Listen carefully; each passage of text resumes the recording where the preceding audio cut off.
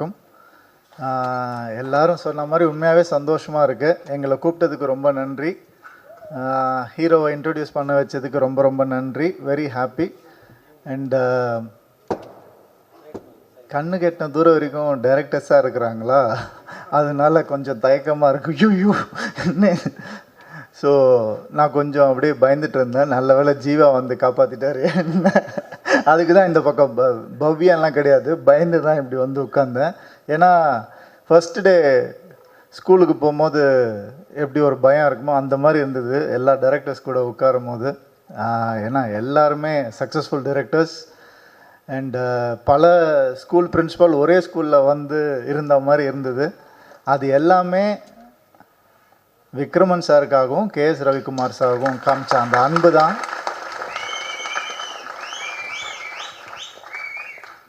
ரொம்ப ரொம்ப கஷ்டம். இந்த அன்பை சினிமாவில் சம்பாதிக்கிறது ரொம்ப கஷ்டம்.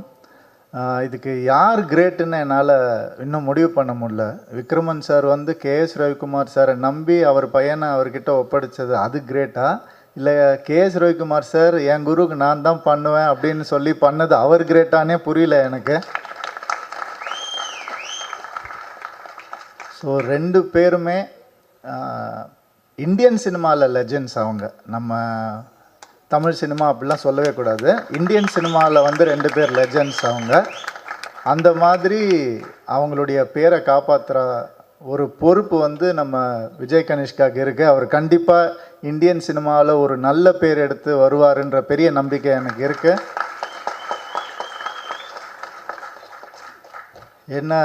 ஏன்னா வந்து ஒரு பயங்கரமான ஒரு ஹீரோ. அவரோட படத்தில் வந்து விக்ட்ரின்னு ஆரம்பித்தார். படத்தில் நான் தான், வேறு யாரும் இல்லை.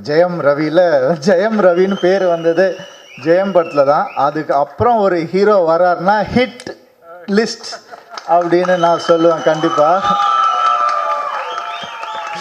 பெருமையாக இருக்குது சொல்லும் போது. அதனால் நம்ம ஹீரோவை வந்து என்னோட ஒரு ஹிட் ஃபில்ம் டைலாக்லேருந்து டைலாக் வச்சு வரவேற்கணும்னு நினைக்கிறேன். கோமாளி படத்துலேருந்து, வா மச்சான் வா மச்சான் வா மச்சான்,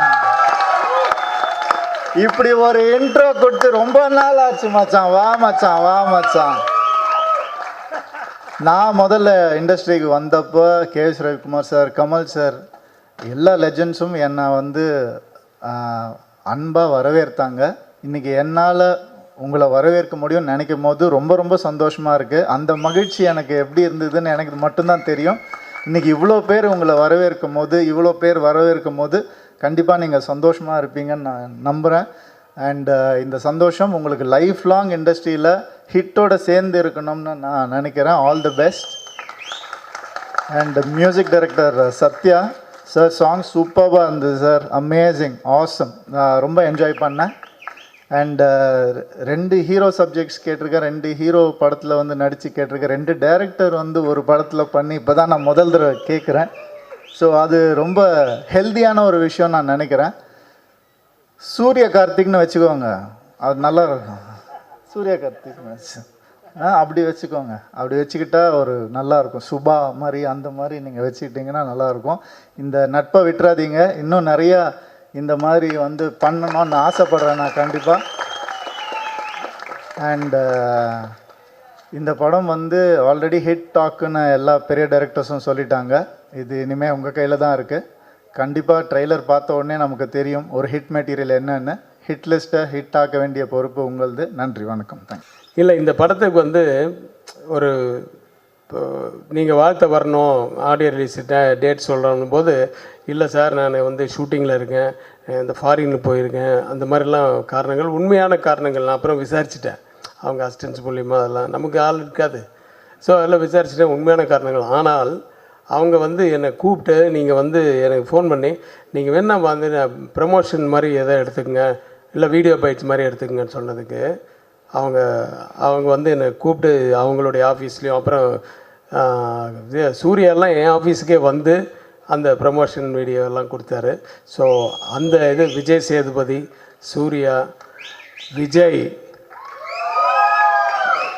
கமல் சார், ரஜினி சார், இவங்களுக்கு என்னுடைய நன்றியை கண்டிப்பாக சொல்லணும். அதை வேறு என்ன விட்டோன்னு அடுத்தது யோசித்து சொல்கிறேன். இது நடுப்புற நம்ம ஜீவா என் குருகுலத்தின் மகன்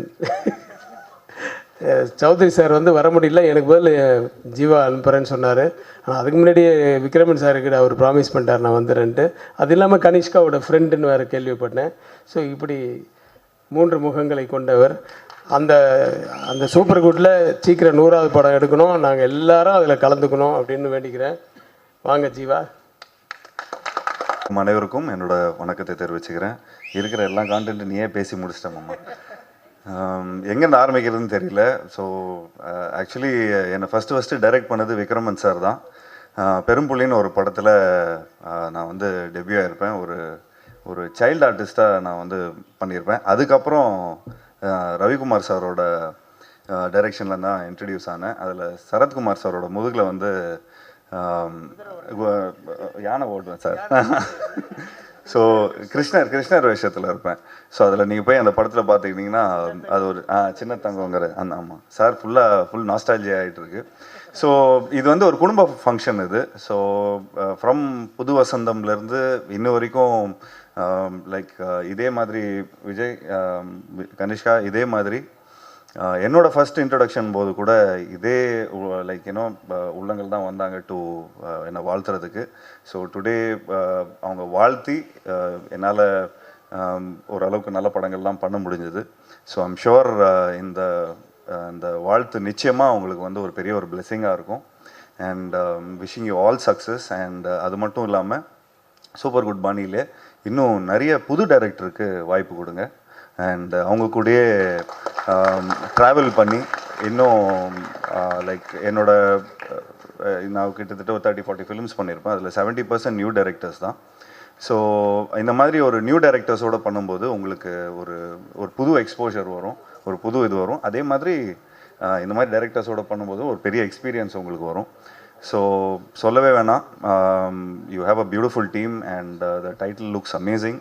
ஸோ ஹிட் லிஸ்ட்டுங்கிற ஒரு படம் வந்து நிச்சயமாக ஒரு வெற்றி படமாக இருக்கும். அண்ட் எல்லோரும் சொன்ன மாதிரி Kanishka has a very promising phase. So இன்னும் நிறைய ஜானர்ஸ் ட்ரை பண்ணணும், இன்னும் நிறைய புதுமையான படங்கள் பண்ணணும். அண்ட் இந்த படத்தில் ஹீரோயின் இல்லையா சார்? ஹீரோயின் இல்லையா? தப்ஸ்டார்ல இல்லாட்டி ஏதாவது ஒன்று என்னங்க சார்? நீங்கள் அது அப்புறம் சார் திரும்ப அப்டேட் சொல்லுவார் அதை பற்றி. So thank you so much for calling. And நிச்சயமாக சௌத்ரி சார் இங்கே இருந்திருந்தாருன்னா உண்மையிலே ரொம்ப சந்தோஷப்பட்டிருப்பார். அண்ட் நிச்சயமாக அவர் மூலமாக நாங்கள் வந்து என்னோடய வாழ்த்தை தெரிவிச்சுக்கிறேன். And thank you sir, thank you Vikraman sir, thank you KS Ravikumar sir, thank you so much for calling. And Kanishka, wishing you all the best. And to all the friends out here for all the support you give him. So இது கடைசி வரைக்கும் நீங்கள் வந்து இதே மாதிரி அவனுக்கு support கொடுக்கணும். And Kanishka, please be with people who are looking for your success. So நிச்சயமா அந்த ஆரா உங்களுக்கு தெரியும். So be with writers, directors, cinematographers so that you have a form a beautiful community. So wishing you all success. And directorsக்கும் என்னோட வாழ்த்துக்களை தெரிவிச்சுக்கிறேன். Thank you so much sir. And ப்ரொடக்ஷனுக்கும் KS Ravikumar சாரோட ப்ரொடக்ஷனுக்கும் என்னோட ரொம்ப மனமார்ந்த வாழ்த்துக்களை தெரிவிச்சுக்கிறேன். இது ஒரு 100 crore கிளப்பாக ஆகணும் அப்படிங்கிறத என்னோட வாழ்த்துக்களை தெரிவிச்சுக்கிறேன். தேங்க்யூ. பேசுவாங்கன்னு நினைக்கிறேன், மன்னிச்சுக்கோங்க. நான் வந்து ஆரம்பிக்கும் போதே சரத்குமார் சார் பற்றி சொல்லி தான் ஆரம்பிக்கணும்னு நினச்சேன். அது கடைசியில் நான் மறந்துட்டேன். ஆனால் எங்கள் பழுவேட்டரையர் அவரை வந்து நாங்கள் எப்படி மறக்க முடியும்? இப்போல்லாம் எப்படி இருக்குன்னா, சினிமாவில் சரத் சார் ஒரு படத்தில் நடித்தா அந்த படம் கண்டிப்பாக ஹிட்டு, நல்ல படம் அப்படின்ற மாதிரி இருக்கு. சார் உங்களுடைய சப்போர்ட் கிரேட் சார். நீங்கள் பல பேருக்கு அந்த மாதிரி பண்ணிகிட்ருக்கீங்க சார். உங்கள் நல்ல மனசுக்கும் உங்களுடைய திறமைக்கும் என்றைக்குமே நீங்கள் சுப்ரீம் ஸ்டாராகவே இருப்பீங்க சார். தேங்க்யூ. பத்திரிகை சகோதரர்களும் ஊடக நண்பர்களுக்கும் இந்த மேடையில் அமர்ந்திருக்கும் இளைஞர்களுக்கும், நான் எல்லோரும் பெரியவங்கன்னு சொல்கிறாங்க, எல்லாமே இளைஞர்கள் தான். மனதால் இளைஞராக இருந்து கொண்டு கலைக்குலத்தை காப்பாற்றி கொண்டிருக்க ஜாம்பவங்களுக்கும், புகைப்பட நிபுணர்களுக்கும், என் அருமை பத்திரிகை சகோதரர்கள் முன்னணியில் இருக்கின்ற பத்திரிகை சகோதரர்களுக்கும், பிரகாஷ் பேசும்போது இங்கே பார்க்கணும், செல்ஃபோன் பிரியர்களுக்கும், விஜய் கனிஷ்காவின் ரசிக பெருமக்களுக்கும் நன்றி கலந்த காலை வணக்கத்தை தெரிவித்துக் கொள்கின்றேன். இது ஒரு நாஸ்டாலஜிக் மூமெண்ட் சொல்லணும். இந்த இடத்துல வந்து நின்னாலே 175வது நாள் விழா கமலா தியேட்டரில் மறைந்த கலைஞர் அவர்கள் இந்த விழாவிற்கு வந்து வருகை தந்திருந்தார்கள். 175th டே நாங்கள் இங்கே செலிப்ரேட் பண்ணோம். ஸோ அதுதான் எனக்கு ஞாபகம். கமலா தியேட்டருக்கு வந்தாலே ஒரு சென்டிமெண்டலி குட் பிளேஸ்ன்னு நான் சொல்லுவேன். அதனால் Kanishka, you come to the right place and definitely உங்களுக்கு ஆல் த பெஸ்ட். இதில் நான் சொல்லணும்னு அதிக நேரம் எடுத்துக்கணும்னு விரும்பல, 2 மணி நேரம் தான் எடுத்துக்குவேன். சாரி, 2 நிமிஷம் தான் எடுத்துக்குவேன்.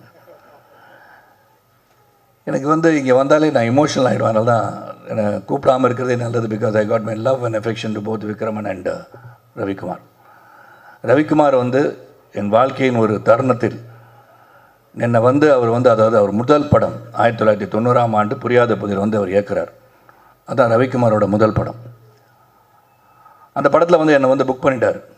நான் வில்லனாக இருந்தேன். என்னை ஒரு பாசிட்டிவ் கேரக்டர் பண்ணுறீங்க ஷரத் அப்படின்னு சொல்லி இன்ட்ரடியூஸ் பண்ணி நீங்கள் வரணும் அப்படின்னு சொன்னார். சரின்னு சொல்லிட்டேன். ஆனால் அன்ஃபார்ச்சுனேட்லி நான் ஒரு 60 அடியிலேருந்து கீழே விழுந்து ஹைதராபாத்தில் அடிபட்டு 6 months I was in bed.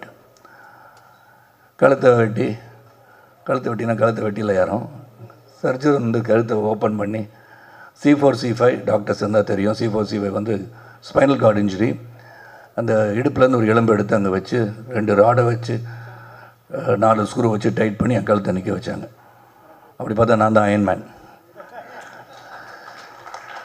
அது பிறகு 6 மாதம் இருந்தேன், பெட்டில் தான் இருந்தேன். அதுக்கப்புறம் வந்தேன். வீட்டுக்கு வந்தவுடனே அது சொல்ல வேண்டியது ஒன்று. ஏன்னா எதுவுமே நிலையானது அல்ல என்பதை புரிந்து கொள்வதற்காக இந்த கலைகளை மட்டுமல்ல, வாழ்க்கையும் அப்படித்தான். ஆனால் we have to accept the challenges and go forwardன்னு சொல்லுவோம். என்னால் பேச முடியாது. அப்போ I lost my voice. Right vocal cord was paralyzed after the surgery. அப்போ எல்லாருமே கிட்டத்தட்ட 11 படம் ஒரு பிஸியான ஒரு வில்லன். இங்கே காலையில் ஒர்க் பண்ணோம், ஈவினிங் போயிட்டு ஹைதராபாத்தில் இருப்பேன், திரும்பி காலையில் இங்கே வருவேன், தொடர்ந்து வேலை செஞ்சிட்ருந்தேன். அப்போ கிட்டத்தட்ட ஒரு 11 பேருடைய அட்வான்ஸ் முன்பணம் என்னிடம் இருந்தது. அதில் ரவிக்குமார் வந்தார் என்னை பார்க்க. அப்போ பேச முடியாதனால் எழுதி தங்களுடைய முன்பணத்தை திரும்ப பெற வந்திருக்கிறீங்களான்னு கேட்குறேன். இல்லை, நீங்கள் நடிக்கிறீங்கன்னார். நான் அப்போ ஒரு வெயிட்லாம் ரொம்ப 20 கிலோ குறைஞ்சி அவர் எதிர்பார்த்த சரத்குமார் அந்த படத்துக்கு கிடைக்க மாட்டான்றது அவருக்கு தெரியும். சௌத்ரி சாரே சொல்லியிருப்பார், ஏன் புது படம் எடுக்கிற அவர் வச்சு எடுக்கிறேன்னு சொல்லியிருப்பார். அதனால் என் குருநாதர் தான் வரும். ஆனால் அவர் சொல்லியிருப்பார், ஏன்னா வெயிட் பண்ண வேண்டாமல், ஒரு நடிகனுக்காக எதுக்காக காத்துட்ருக்கீங்க, அது ஒரு பாசிட்டிவ் கேரக்டர், ஒரு இன்ஸ்பெக்டர் கேரக்டர் தானே அப்படின்னு சொல்லியிருக்கலாம். ஆனால் அன்று அந்த ரவிக்குமார் அவர்கள், இன்னும் சொல்கிறேன், it's very nostalgic emotional to me, நீங்கள் தான் நடிக்கிறீங்கன்னார். அது 6 மாதம் ஆகட்டும், 1 வருடம் ஆகட்டும், என்னுடைய முதல் படத்தில் உங்களை புக் பண்ணிட்டேன், நீங்கள் தான் நடிக்கிறீங்கன்னு சொன்னதுக்கு என்னுடைய அந்த படத்தில் நடிக்கும் போது 2 பேருக்கும் பெரிய தகராறு. அந்த மாதிரி தகராறுலாம் கலை உலகம் பார்த்துக்க முடியாது. அதான் சண்டை போட்டவும் இருக்கும், வரும், வராதுன்றது தான். நான் இதை சொல்லணும். ஏன்னா இதெல்லாம் சில விஷயங்கள் எப்படி இருவர்கள் உறவோடு இன்றும் பயணித்து கொண்டிருக்கிறோம்னு சொன்னால், இந்த கொடுக்கல் வாங்கல், compromising with each other, give and take policies. ஏன்னா 1000 பிரச்சனைகள் வரும். பிரச்சனை வராமல் இருக்க முடியாது. சில கணவன் மனைவி பார்த்தீங்கன்னா, நாங்கள் 50 வருஷமாக எந்த ஒரு பிரச்சனை நிம்மதியாக வாழ்ந்துட்டுருக்கோம்னு சொல்லுவாங்க. அதில் யாரோ ஒருத்தர் போய் சொல்கிறாங்கன்னு அர்த்தம். சண்டையே போட்டதில்லைன்னு சொல்லுவாங்க. அது எப்படி சண்டை போட முடியும்? சண்டை போட்டுட்டு தான் வர முடியும். நான் 11 மணிக்கு வீட்டுக்கு வரேன்னு சொல்லிட்டு வந்தால் நீங்கள் போக முடியாது. அதுக்கு ஒரு பிரச்சனை நடக்கும், பஞ்சாயத்து நடக்கும், முக்கியமாக ஒருத்தர் வரான்னு சொன்னீங்க, வரமாட்டீங்களா நீங்கன்னு கேட்பாங்க. அதுக்கு எனக்கு பஞ்சாயத்து பண்ணுறதுக்கு ஒருத்தர் இருக்கார், நாட்டாமல் என்னுடைய ரவிக்குமார் தான். ஸோ எனக்கு இப்படி அந்த நான் புரியாத பதற்கு வந்தேன். 6 மணிக்கு கால் ஷீட் போட்டிருந்தார்.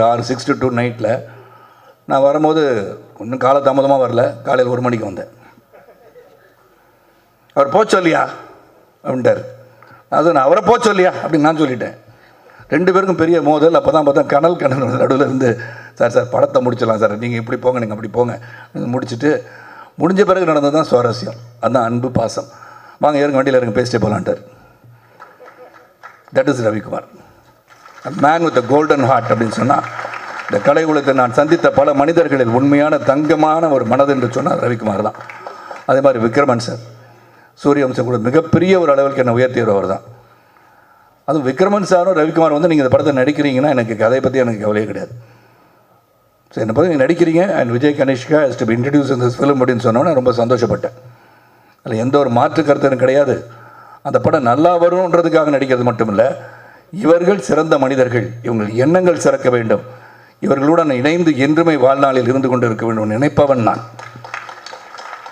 அதனால் அந்த படத்தை உடனே ஒத்துக்கிட்டேன். ஆனால் இங்கே ஒத்துக்கிட்ட பிறகு இந்த சூரிய கதிராக இருக்கணும் சரி, அவர் கூட இருக்க கார்த்திகா இருக்கணும் சரி, அவன் சாதாரண மனுஷன் கிடையாது. 2 பேரும் டாஸ்க் மாஸ்டர் சொன்னார் ரவிக்குமார் சார் கரெக்டாக தான் சொன்னாங்க. அதனால் அவருக்கு வந்து ஒரு சீனை வந்து கொஞ்சம் ஏதாச்சும் சொல்லிட்டா, அப்படியா சார், சரி சார் சரி சார் நடிச்சிடலாம் சார், அப்புறம் பார்த்துக்கலாம் சார் திரும்பி. அவர் என்ன நினைக்கிறாரோ அதை எடுப்பார் அவர். அது மாதிரி ரவிக்குமார் சார் அங்கே வந்து ப்ரொடியூசராக வந்தார். ப்ரொடியூசராக வந்து 2-3 தடவை வந்தார். நான் அவர்கிட்ட பணம்லாம் கேட்டிருக்கேன்னு வச்சுக்கோங்களேன், நிறையா கொடுத்து வச்சுருவார். ரவிக்குமார் சரி சௌஜி சார் சரி அடுத்த படத்துக்கு சேர்ந்து பணம் வாங்கிக்குவேன் நான் எப்போதுமே. அந்த படத்தை நடிச்சிட்டு இருக்கும்போது அடுத்த படம் அதுக்கு அடுத்த படம்லாம் வாங்கிறது, அந்த மாதிரி என்னுடைய பழக்கம் அவரோட.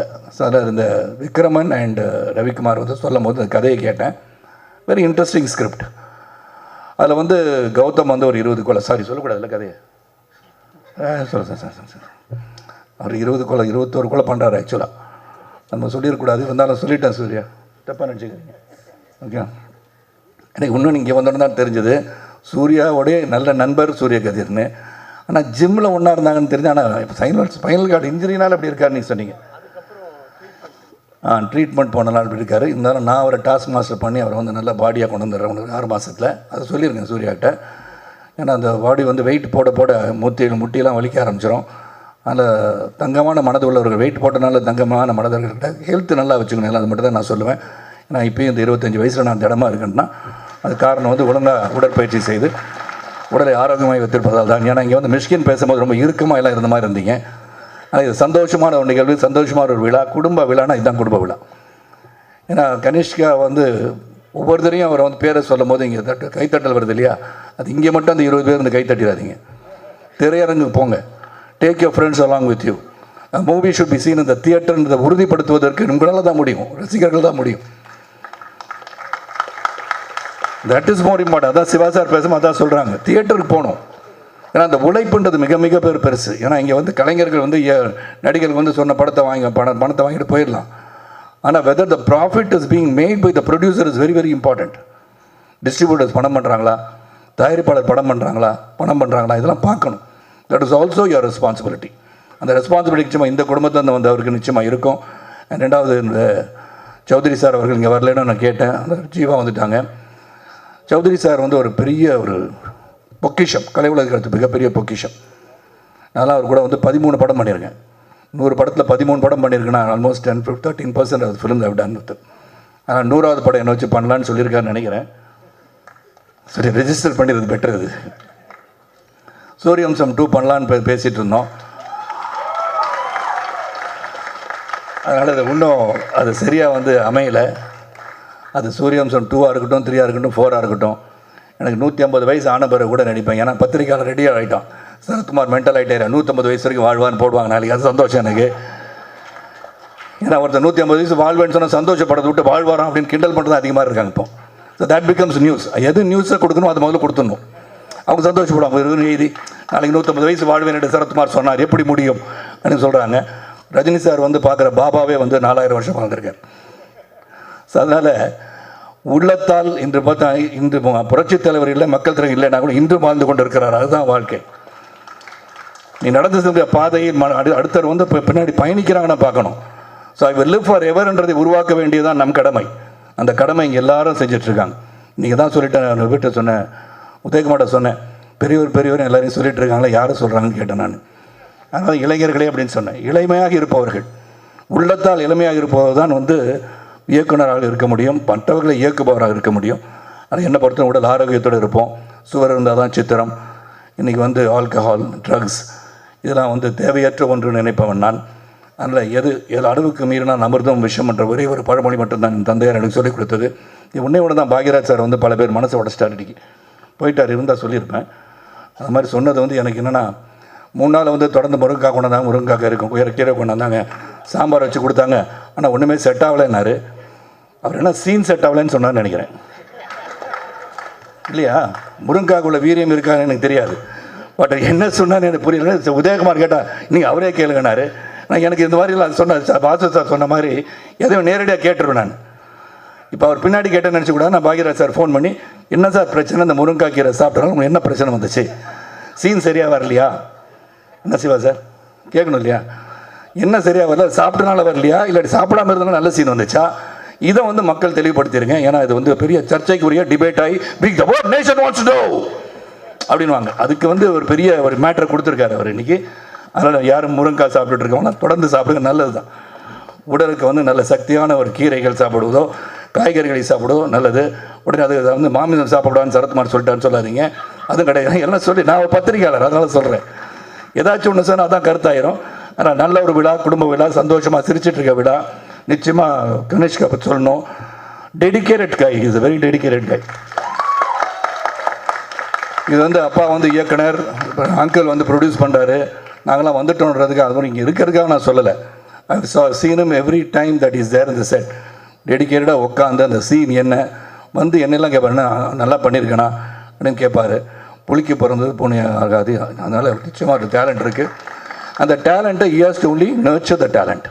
நர்ச்சர்ன்னு சொல்லும் போது அவர் கதை எல்லாரும் சொல்லிட்டாங்க, கதையை கேட்கணும். நீங்கள் வந்து மற்றவர்கள் உங்களை பின்னாடி இருந்து இயக்குபவர்கள், தயாரிப்பவர்கள், டிஸ்ட்ரிபியூட்டர்ஸ் இவங்க நல்லா இருக்கும்னு நினச்சிட்டு நீங்கள் கதையை செலக்ட் பண்ணி அதுக்கு தகுந்த மாதிரி நடிக்கணும். ப்ளஸ் அவங்க நல்லா இருந்தால் தான் நம்ம நல்லா இருக்க முடியும். என்னை பொறுத்த வரைக்கும் ப்ரொடியூசர்ஸ், டிஸ்ட்ரிபியூட்டர்ஸ், தியேட்டர் உரிமையாளர்கள்லாம் சிறப்பாக இருந்தால் தான் நம்ம பண்ண முடியும். அதனால் நம்ம சம்பளத்தை வந்து முதல் படத்தை நடித்தோடனே 50,000 ரூபாய்க்கு 1,00,000 ரூபாய்க்கு நடிச்சுட்டு ஒரு படம் ஹிட் ஆகிடுச்சுன்னா நான் வந்து 2 கோடி சம்பளம் கேட்குறது இஸ் நாட் ரைட். கொடுக்குறவங்களும் அதை கொடுக்காமல் இருக்கிறது நல்லதுன்னு நான் அந்த இதில் சொல்லுவேன். பிகாஸ் தட் இஸ் நாட், அது வந்து அதுதான் அளவுகோல் கிடையாது. தட் இஸ் நாட் தி என்ன சொல்ல, அதுதான் வந்து இலக்குன்னு சொல்ல முடியாது. அந்த படம் எதுக்காக ஓடிச்சுன்னு பார்க்கணும். சரத்குமார் வந்து நாட்டாமை ஹிட் ஆகிடுச்சு, சமுதிரம் ஹிட் ஆகிடுச்சு, சூரியவம்சம் ஹிட் ஆச்சுன்னா சரத்குமாருக்காக மட்டுமே ஹிட் ஆச்சுன்னோ, இட் இஸ் பிஹைண்ட் இருக்க இயக்குனர், அவர் கதை, அப்புறம் அது வந்து the way it was narrated, cameraman, everybody's team work அது. அதனால் நம்ம வந்து பேலன்ஸ்டாக எல்லோரும் இந்த கலை உலகம் சிறப்பாக பயணிக்க வேண்டும் என்று சொன்னால் நாம் வந்து திங்கிங்கில் எதை எப்படி பண்ணணும் ஒரு குழு அமைச்சு எவ்ரிபடி ஷுட் மேக் மணி. அதுதானே பிரதானம். Economically growth. இந்த எக்கனாமிக் க்ரோத் எப்போ வரும்னா நாம் சிந்தித்து பட்ஜெட் பண்ணி அதுக்குள்ளே படம் பண்ணால் தான் திரையரங்குக்கு மக்களும் வருவார்கள். அதை பார்க்கணும். Sathya, hats off to you. Sathya போயிட்டாரா? மேலே மேடைக்கு வந்துட்டாங்க, கீழேருந்து மேலே பற்றி உங்களுக்கு ப்ரமோஷன் கிடச்சிருச்சு. அதனால் சத்யாவோட மியூசிக் பற்றி சொல்லணும்னு தேவை கிடையாது. Is going to be one of the top most music directors in future years to come and wish you all the best. நான் வந்து ஒரு 12 மணிக்கு ஒரு மீட்டிங் போகிறனால நான் வந்து உங்களை விட்டு பிரிந்து செல்ல வேண்டிய காலம் வந்திருக்கு இப்போ இந்த நேரத்தில். அதனால் ஐ தேங்க் ரவிக்குமார், விக்ரமன், இந்த entire team for even having thought of me. Sarath சாரை போய் கேட்கலான்னு நினச்சது எனக்கு பெரிய பெருமை தான். ஏன்னா நம்பிக்கை மேலே வச்சுருக்க நம்பிக்கை, அந்த நம்பிக்கை இந்த திரைப்படத்திற்கு வீண் போகாது. It will be one among the hit list and it will be a hit. நல்லபடியாக திரைப்படத்தில் வந்து நேரடியாக போய் சென்று நீங்கள் பார்க்க வேண்டும் கேட்டுக்கொண்டு, அடிக்கடி ரவிக்குமாருக்கும் எனக்கும் சண்டை வர்றதை பற்றி டிபேட் நடக்கும். அதுக்கு ரவிக்குமார் அவர்கள் தயாராக இருக்குமாறு கேட்டுக்கொண்டு, என்னை வந்து வாழ்த்தி பேசிய அனைவருக்கும், என்னை பற்றி வாஸ் சார் சொன்னாங்க, சிவா சொன்னாங்க, ஜெயம் ரவி சொன்னாங்க, சொன்ன அனைவருக்கும் என் நன்றியை சொல்லி, அனைவருக்கும் பிறருக்கு உதவியாக இருந்து உபத்திரவம் இல்லாமல் உதவியாக இருப்பது தான் மனித வாழ்க்கை. நாம் இருக்கின்ற சில காலத்தில் நல்லது செய்து விடைபெறுவோம். ஜாதி மத மொழிபேதமற்ற ஒரு சிறந்த சமுதாயத்துக்கு பாடுபட்டு கேட்டுக்கொண்டு விடைபெறுகின்றேன். நன்றி, வணக்கம்.